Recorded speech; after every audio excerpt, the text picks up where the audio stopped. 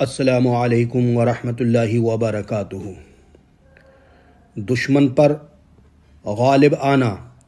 اگر کوئی شخص اپنے دشمن پر غالب آنا چاہے تو اس وقت جب دشمن سے مقابلہ ہو، مثلاً مقدمہ درپیش ہے اور دشمن نے کسی جھوٹے مقدمے میں پھنسا رکھا ہے یا اور مصیبت لا کھڑی کی ہے، تو اس وقت اس نقش کی برکت سے فائدہ حاصل کریں۔